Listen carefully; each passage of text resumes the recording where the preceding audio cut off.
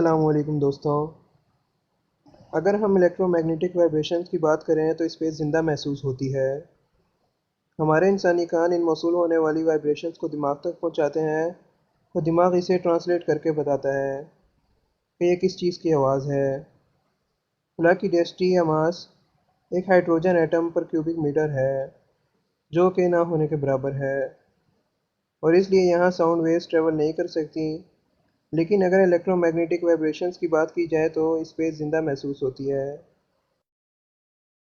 Video के आगाज़ से पहले तमाम भाइयों से गुजारिश है कि अगर आपने अभी तक हमारे चैनल गज़नवी टीवी को सब्सक्राइब नहीं किया तो इसे सब्सक्राइब कर लें और बेल आइकन को प्रेस कर लें ताकि आपको हमारी तमाम वीडियोस बिला ताख़िर मिलती रहें।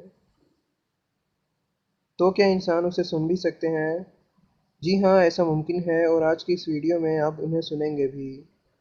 चाहे स्पेस खाली है, लेकिन इसका ये मतलब नहीं कि स्पेस खाली है।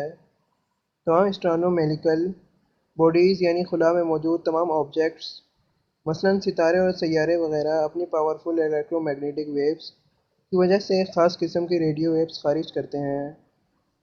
टेलीस्कोप, जिसे इंटरफेरोमीटर कहते हैं, जो कि कहीं रेडियो वेव्स एंटीना पर मुश्तमिल होती है, रेडियो वेव्स को हासिल करता है या फिर इंसान के खुला में भेजे गए स्पेस क्रोप्स मसलन वॉइनर्स और हाकए इन रेडियो वेव्स को मौसूल करते हैं, जिन्हें हमारे इंसानी कान नहीं सुन सकते। लिहाजा वो 20 से 2000 फ्रीक्वेंसी में कन्वर्ट करके ज़मीन पर भेजते हैं ताकि हमारे इंसानी कान उसे सुन सकें। इसी तकनीक के ज़रिए खुला में मौजूद बड़ी बड़ी एस्ट्रोनॉमिकल बॉडीज़ की आवाज़ें हम इंसान सुन सकते हैं। अगर आप ये आवाज़ें सुनना चाहते हैं तो बेहतर है कि आप पहले हेडफोन्स लगा लें ताकि उन्हें आप बेहतर तौर पर सुन सकें।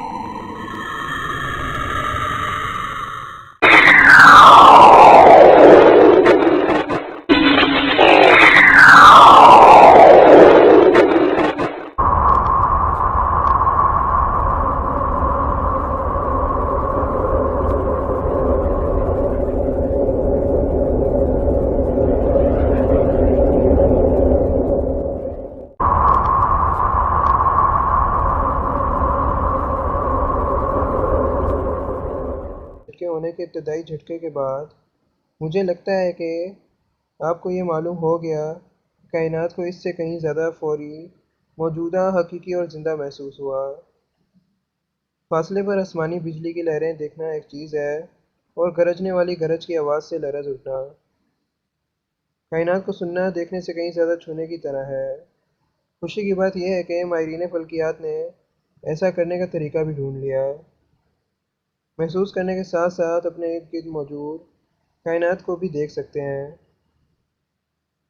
आइंस्टाइन का नज़रिया स्पेस हमें बताता है कि असल कायनात खामोश नहीं है, बल्कि हकीकत में फुल तवानाई के साथ ज़िंदा है।